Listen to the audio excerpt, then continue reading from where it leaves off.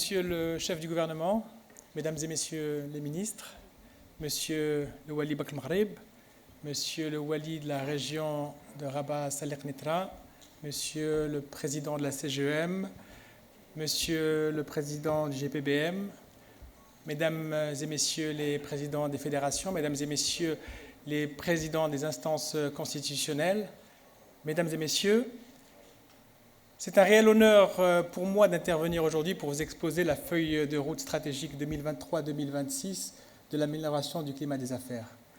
Je tiens tout d'abord à remercier le Comité national de l'environnement des affaires, instance de dialogue public-privé par excellence, pour le travail colossal réalisé ces derniers mois en étroite collaboration avec l'ensemble des parties prenantes, qu'elles soient publiques ou privées. Je les remercie également pour l'organisation de cet événement qui nous réunit aujourd'hui et qui marque le coup d'envoi de la mise en œuvre de cette feuille de route. Mesdames et messieurs, s'agissant du climat des affaires, le cap fixé par Sa Majesté le roi Mohammed VI, que Dieu l'assiste, est clair.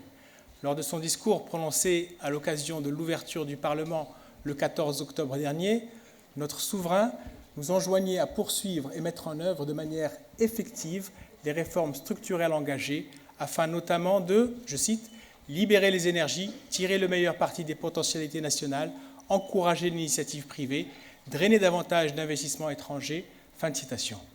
En effet, comme évoqué lors des précédentes allocutions de ce matin, l'amélioration du climat des affaires est un levier indispensable, crucial même, si nous souhaitons dynamiser de façon significative et durable l'investissement privé dans notre pays.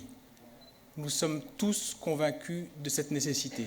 Nous avons certes engagé des réformes ambitieuses et réalisé des avancées majeures en matière d'amélioration du climat des affaires qu'il n'est nul besoin de rappeler. Nous pouvons tous en être très fiers. Je ne détaillerai pas non plus les atouts compétitifs de la destination Maroc, le dynamisme et l'implication sans faille de notre secteur privé et la stabilité exemplaire du secteur bancaire, autant d'atouts qui ont permis au Royaume de développer une économie moderne et largement diversifiée et de se déployer à l'international. L'opérationnalisation du Fonds Mohammed VI pour l'investissement ainsi que la mise en œuvre de la nouvelle charte de l'investissement sont également des leviers cruciaux de cette dynamisation de l'investissement privé. Cette nouvelle charte, fruit d'une démarche collaborative, instaure non seulement des dispositifs de soutien sans précédent dans l'histoire économique de notre pays, mais elle fixe également les chantiers prioritaires de l'État en matière d'amélioration du climat des affaires. Elle instaure également une gouvernance de l'investissement unifiée, renforcée et déconcentrée. En effet, la création d'un ministère dédié à l'investissement rattaché au chef du gouvernement, la redynamisation des centres régionaux d'investissement également rattachés au chef du gouvernement, ainsi que l'instauration d'une commission nationale des investissements aux prérogatives élargies permettront de mener dans les meilleures conditions la réforme de la politique de l'État en matière d'investissement. Fort de ces atouts et grâce aux réformes engagées, le Maroc continue de s'imposer jour après jour sous la conduite éclairée de Sa Majesté le roi Mohammed VI, que Dieu l'assiste, comme puissance économique régionale de référence. Il n'y a qu'à sillonner le monde pour constater que les yeux sont rivés sur le royaume. Mais les ambitions du Maroc vont bien au-delà. Mesdames et messieurs, comme cela a été rappelé lors des présentes interventions, l'investissement est au cœur de la relance économique de notre pays. C'est ainsi que notre souverain nous a fixé des objectifs ambitieux. Ils ont été rappelés ce matin, mobiliser 550 milliards de dirhams d'investissement et créer 500 000 emplois au cours de la période 2022-2026. La nécessité d'améliorer le rendement des investissements a également été évoquée. C'est bien là la conviction de ce gouvernement. En effet, la rentabilité ne peut plus être la seule unité de mesure de l'investissement productif. Celui-ci dispose désormais d'une responsabilité économique, sociale et durable. L'investissement productif doit servir à financer l'État social, créer de la valeur ajoutée et générer des emplois stables et de qualité. Mesdames et messieurs, pour relever ce défi et atteindre ces objectifs communs, une alliance forte est nécessaire entre le secteur public, le secteur privé et le secteur bancaire avec les territoires. Il nous faut plus que jamais adopter une vision et une approche territorialisée, ça a été rappelé par Madame la Présidente de l'Association des régions, car in fine, c'est bien dans les territoires que les projets d'investissement émergent, c'est bien dans les territoires qu'ils se réalisent, et c'est enfin dans les territoires que leurs impacts socio-économiques se font ressentir. Et pour la première fois dans l'histoire économique de notre pays, l'élaboration, l'approbation et la signature d'une partie des conventions d'investissement seront transférées à l'échelle régionale. La conviction de ce gouvernement est que nous devons faire de l'investissement un levier puissant du développement économique et social du Royaume et de la réduction des disparités territoriales. C'est un impératif de la régionalisation avancée. En ce qui concerne les secteurs bancaires et les secteurs privés et bancaires, et conformément aux hautes orientations royales, c'est à eux que revient le soin de prendre le relais de l'État en assumant leur rôle de catalyseur de l'investissement et de l'entrepreneuriat. Ils devront, tour à tour, soutenir l'émergence et le financement de cette nouvelle génération de battants, d'entrepreneurs et d'investisseurs appelés de ses voeux par notre souverain.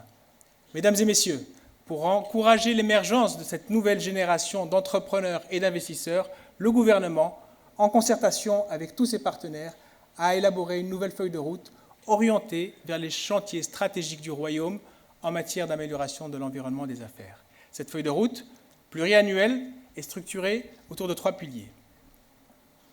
Le premier pilier est relatif à la facilitation de l'acte d'investir et d'entreprendre à travers notamment le déploiement de l'ensemble des dispositifs de la nouvelle charte de l'investissement, la création d'entreprises par voie électronique, l'amélioration de l'accès au marché public, en particulier pour les TPME, la réduction des délais de paiement et le renforcement du cadre juridique associé, l'accélération de la digitalisation des procédures administratives ou encore la mise en place d'un observatoire de l'investissement et du climat des affaires. Le deuxième pilier vise l'amélioration des facteurs de compétitivité à travers notamment la mobilisation de financement, en particulier par le biais de véhicules innovants, le renforcement de l'accès à l'énergie verte pour contribuer aux ambitions nationales en matière d'énergie renouvelable, la décarbonation industrielle qui consolidera le positionnement du Royaume en tant qu'acteur majeur de la transition énergétique mondiale. Également, l'amélioration de la visibilité du foncier mobilisable pour l'investissement productif ou encore la consolidation de la compétitivité logistique. Et enfin, un troisième pilier axé sur l'entrepreneuriat et l'innovation, à travers notamment la mise en place de dispositifs d'appui aux TPME et aux start-up pour soutenir et accompagner de manière spécifique chacune de ces catégories. Le renforcement de programmes de financement et d'accompagnement tels que Força, le développement d'incubateurs pour les entrepreneurs porteurs de projets innovants, la promotion de la culture entrepreneuriale afin de l'inscrire réellement dans l'ADN de notre jeunesse, ou encore le renforcement de la performance du capital humain pour consolider les compétences des femmes et des hommes qui font la richesse et l'avenir de notre pays. À ces 3 piliers de la feuille de route de l'amélioration du climat des affaires s'ajoute, Monsieur le chef du gouvernement l'a rappelé ce matin, un pilier transversal majeur relatif à l'éthique, l'intégrité et la prévention de la corruption. Preuve de l'engagement volontariste du gouvernement de ne pas occulter cette dimension essentielle dans cette nouvelle génération de réformes. Je salue d'ailleurs à cette occasion les efforts menés par l'instance de la probité, de la prévention et de la lutte contre la corruption, et je les remercie d'avance pour leur mobilisation ainsi que leur étroite collaboration afin de mener à bien les initiatives prévues dans le cadre de ce pilier. Mesdames et messieurs, nous avons beaucoup à accomplir pour améliorer le climat des affaires de manière significative et libérer ainsi le potentiel d'investissement et d'entrepreneuriat de notre pays. La réussite de la mise en œuvre de cette feuille de route par nature transverse ainsi que l'atteinte de nos objectifs communs en matière d'investissement est conditionnée par notre mobilisation à tous. Je nous souhaite donc à tous beaucoup de courage, de persévérance et de réussite afin de mener à bien cette nouvelle génération de réformes qui facilitera, j'en suis certain, l'émergence d'une nouvelle génération d'entrepreneurs et d'investisseurs. Je vous remercie pour votre attention. قبل ما تخرجوا ما تنسوش تابوناو في العشان يوتيوب وبارطاجيو الفيديو وديروا جيم وتابعوا الدار على مواقع التواصل الاجتماعي.